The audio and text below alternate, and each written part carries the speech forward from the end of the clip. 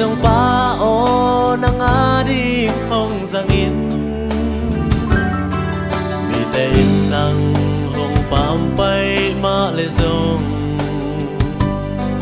ke ya ding in ai tuam hoi nya te kanun tang na hong ching hong kem tâu Giêsu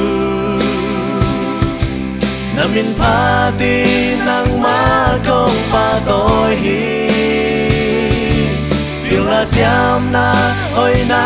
ca nei lâu hàng in mi te a đi tu pa hong hi sa ko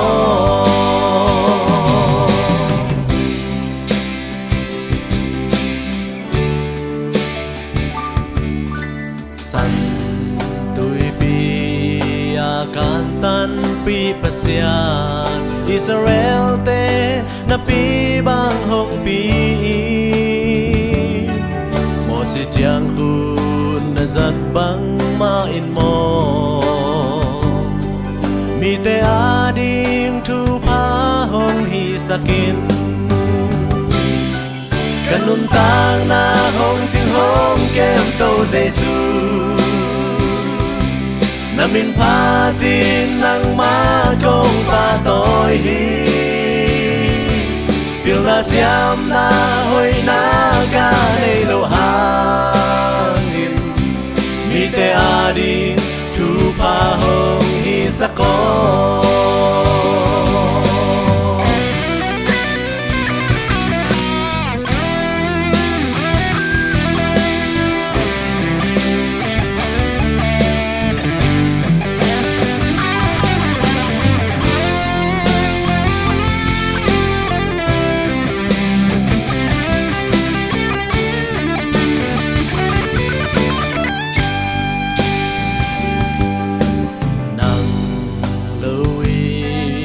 cà phê phung xoan dâu keng hong hu in la kanun na hong pi ka hi thei za nang ma min than na ding mi te a ding thu pa hong hi sakin kanun tang na hong ching hong kem tâu Giêsu na min pha tin nang ma công pa tôi hi biểu là xiam na ôi na ca nei lâu hàng in mi te a ding thu pa hong hi sa ko kanun tang na hong ching hong kem tâu Giêsu na min pha tin nang ma công pa tôi hi